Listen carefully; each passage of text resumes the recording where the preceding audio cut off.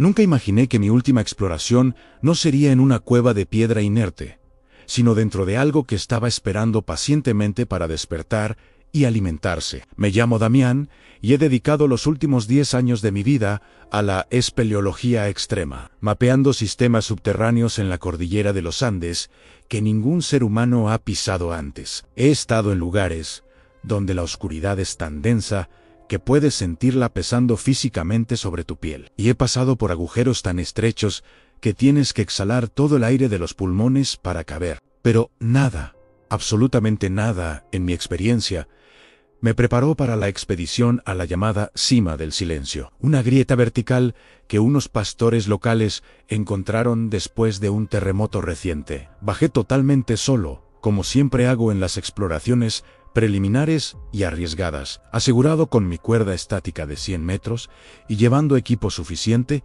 para 3 días de supervivencia bajo tierra. El descenso inicial fue técnico y silencioso, bajando por un tubo de roca caliza que brillaba con la humedad y los minerales, reflejando la luz de mi linterna frontal en las paredes oscuras. Cuando mis botas tocaron finalmente el suelo de la primera galería, noté algo extraño inmediatamente.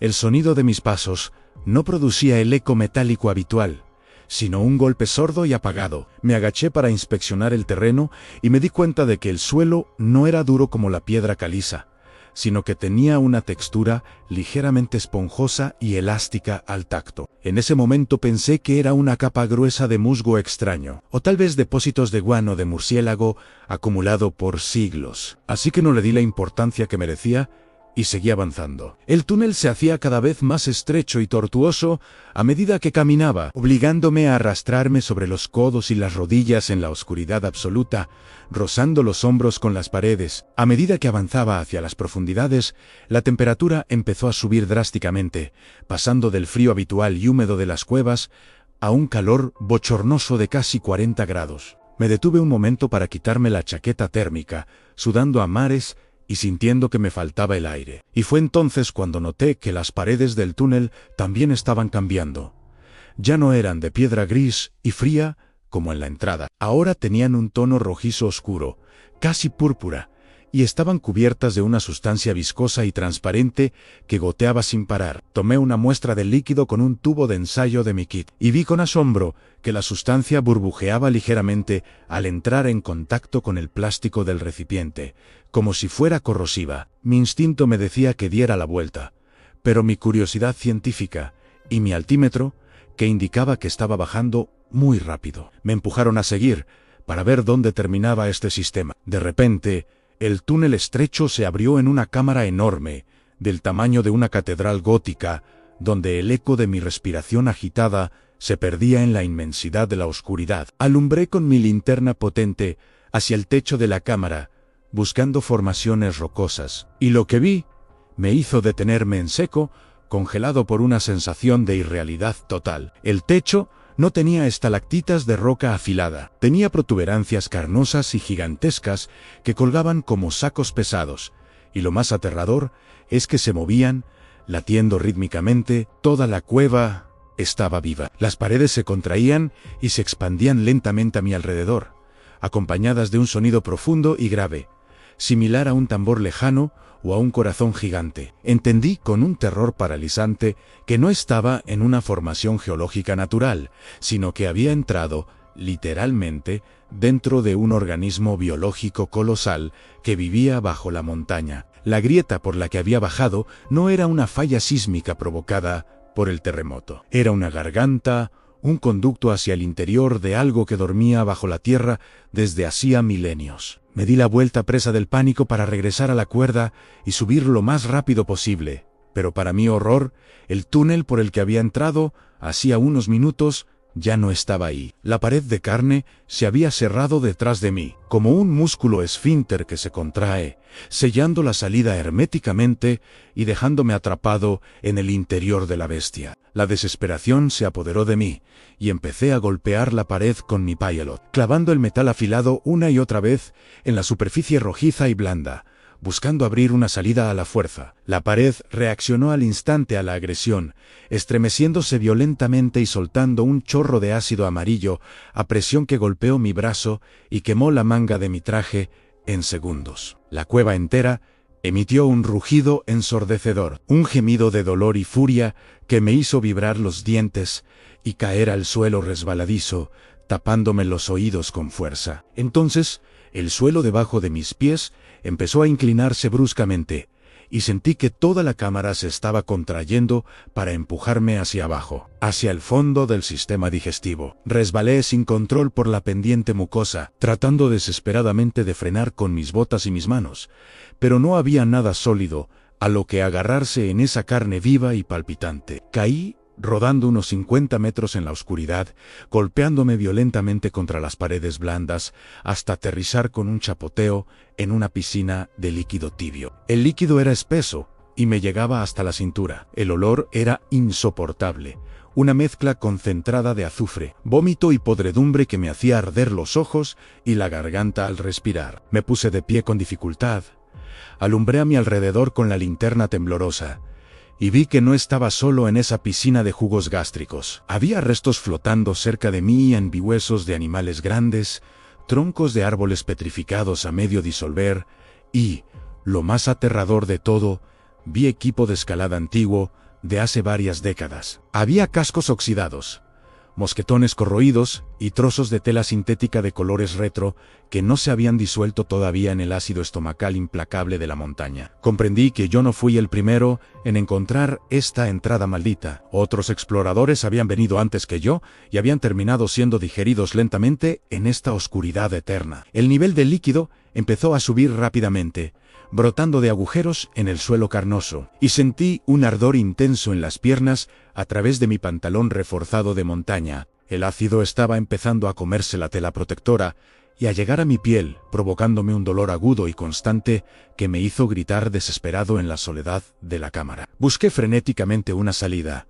una cornisa, cualquier lugar alto para escapar de la marea ácida que amenazaba con disolverme vivo en cuestión de minutos. Si no hacía algo, vi una pequeña abertura en la pared, unos 5 metros más arriba, que parecía un conducto de aire o quizás una vena secundaria del organismo por donde no pasaba el ácido. Usé mis pilots para escalar la pared de carne, clavando el metal con fuerza y aguantando las sacudidas del organismo, que intentaba sacudirme como si fuera un parásito molesto. Llegué a la abertura justo a tiempo y me metí dentro, jadeando y temblando, con las piernas ardiendo por las quemaduras químicas y la ropa humeando por la corrosión. El conducto era extremadamente estrecho y pulsaba con mucha fuerza, apretándome contra las paredes cada pocos segundos en un espasmo rítmico que me cortaba la respiración por completo. Me di cuenta de que este no era un camino de salida hacia la superficie, era parte del sistema circulatorio de la bestia, y que el aire aquí era irrespirable, lleno de toxinas orgánicas, seguía arrastrándome porque no tenía otra opción. Sabía que el ácido seguía subiendo en la cámara principal y el calor ahí dentro era cada vez más intenso y sofocante. De repente, escuché un sonido perturbador detrás de mí.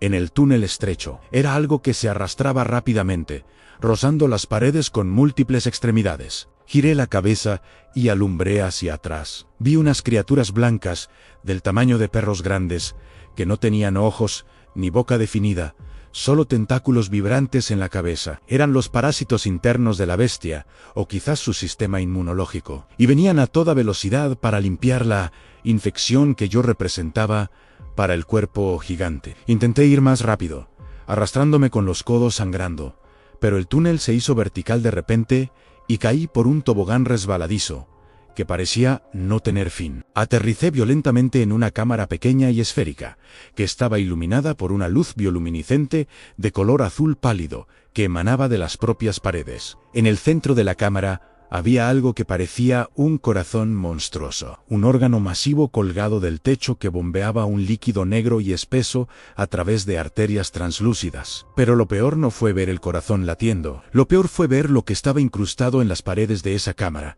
atrapado en la membrana viscosa. Había rostros humanos, docenas de ellos, fusionados con la carne de la cueva, conservados en un estado perfecto, con los ojos abiertos y totalmente conscientes. Eran los exploradores anteriores, los dueños de los cascos que vi abajo. No habían muerto disueltos, habían sido absorbidos y asimilados por la biología de la montaña. La montaña no solo se alimenta de carne, se alimenta de conciencias, manteniendo a sus víctimas vivas para siempre como parte de su red neuronal biológica. Uno de los rostros, un hombre con una barba larga y la piel grisácea, giró los ojos lentamente hacia mí y movió los labios sin emitir ningún sonido audible. Pude leer claramente en sus labios la palabra dolor, repetida una y otra vez antes de que su expresión volviera a quedar congelada en una mueca de sufrimiento eterno. Intenté levantarme para correr, pero las criaturas blancas que me perseguían habían llegado a la entrada de la cámara y bloquearon mi única ruta de escape. Se lanzaron sobre mí con una coordinación perfecta, no para comerme a mordiscos, sino para sujetarme con fuerza contra la pared húmeda y palpitante, cerca del corazón. Sentí como unos filamentos finos y duros salían de la pared detrás de mí y se clavaban en mi espalda, perforando mi piel y buscando mi columna vertebral. El dolor fue cegador y absoluto al principio. Un fuego blanco que recorrió cada nervio de mi cuerpo, haciéndome arquear la espalda y gritar hasta quedarme sin voz. Pero luego, el dolor desapareció repentinamente, reemplazado por una sensación extraña de calma fría y de conexión total con la estructura de la montaña. De repente, podía sentir el peso de millones de toneladas de roca sobre mí. Podía sentir el viento helado en la cima de la montaña, y podía sentir el hambre insaciable de la criatura. Miré mis piernas y vi con horror que ya no eran mías. Se estaban disolviendo visualmente, perdiendo su forma para fusionarse con el tejido rojo de la cámara. Intenté levantar el brazo derecho para golpear a las criaturas, pero mi brazo ya estaba pegado a la pared, convirtiéndose en una columna de carne que sostenía el techo. El ácido de mi propio estómago se mezcló con los fluidos de la criatura, y sentí como mi mente empezaba a fragmentarse, perdiendo mis recuerdos humanos uno por uno. Traté de aferrarme al recuerdo de mi casa, de mi infancia, pero las imágenes se volvían borrosas y distantes, como si pertenecieran a otra persona que ya no existe. Ya no recuerdo el nombre de mi madre, ni el color del cielo al atardecer. Solo recuerdo el ritmo del latido negro que ahora marca el tiempo de mi nueva existencia. Ahora soy parte integral del sistema.